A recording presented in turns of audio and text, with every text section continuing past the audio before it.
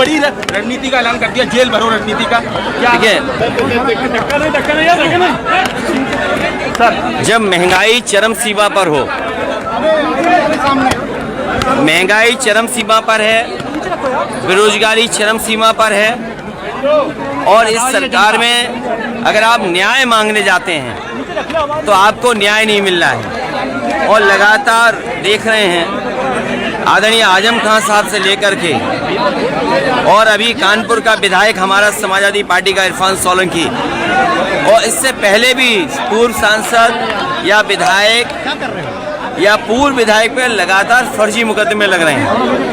विपक्ष के पास क्या रास्ता है? अगर न्याय मांगने जिनके पास जाते हैं वो न्याय देने के लिए तैयार नहीं है, और अधिकारी हाथ खड़े कर लेते हैं, कहते हैं कि ऊपर से निर्देश ये है कि आपको हम फंसाएं। तो जब सरकार खुद फंसाना चाहती है तो विपक्ष के पास रास्ता क्या है? महंगाई चरम सीमा पर है, भ्रष्टाचार चरम सीमा पर है, बेरोजगारी चरम सीमा पर है, निवेश के नाम पर झूठे सपने दिखा रहे हैं। इनसे पूछिए भारतीय जनता पार्टी के लोगों से, जिस समय इन्होंने निवेश के लिए पहला कार्यक्रम किया था उसमें जो MOU हुए थे उसमें ज़मीन पर कितना आया है।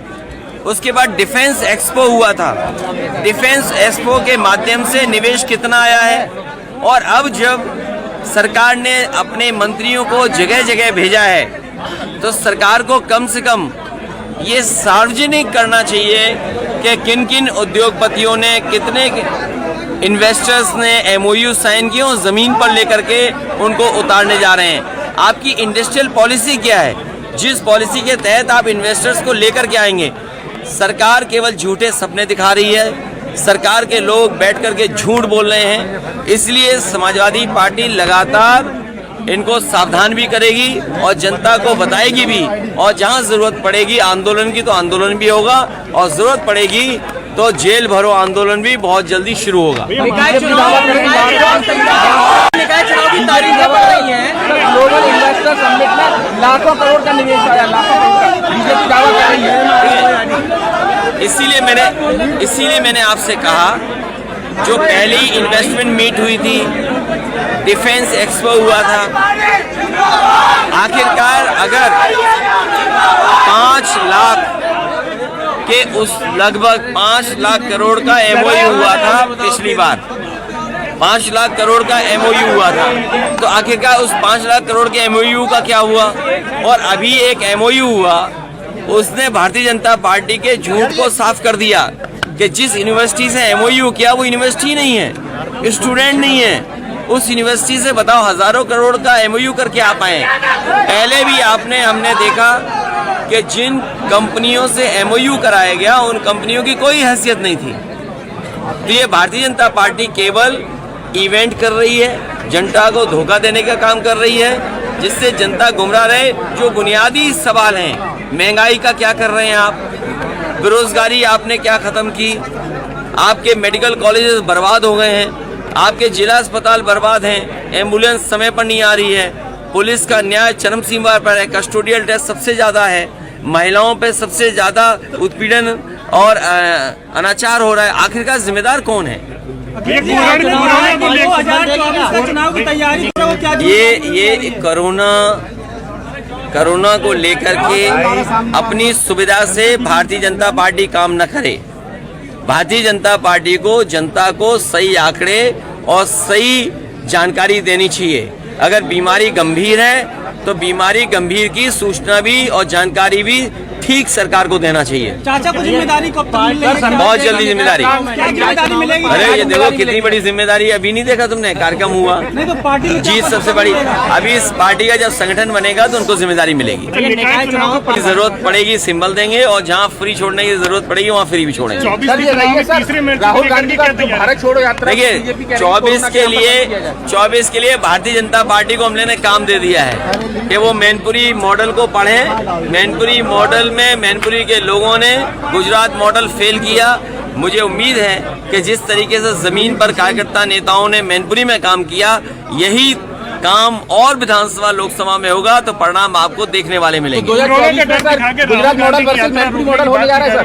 देखिए यात्रा या कार्यक्रम, इसीलिए मैंने कहा बीमारी को लेकर के सही जानकारी जनता को देने का काम भारतीय जनता पार्टी का है, उनकी सरकार है।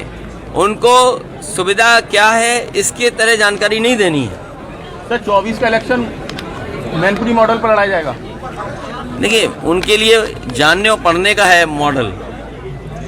जो मैनपुरी की जनता ने जो समर्थन दिया है, जो कार्यकर्ता नेता घर घर पहुंचे हैं, मैं समझता हूं इसी तरीके से कार्यकर्ता नेता जमीन पर काम करेंगे, क्योंकि भारतीय जनता पार्टी जमीन पर खोखली है।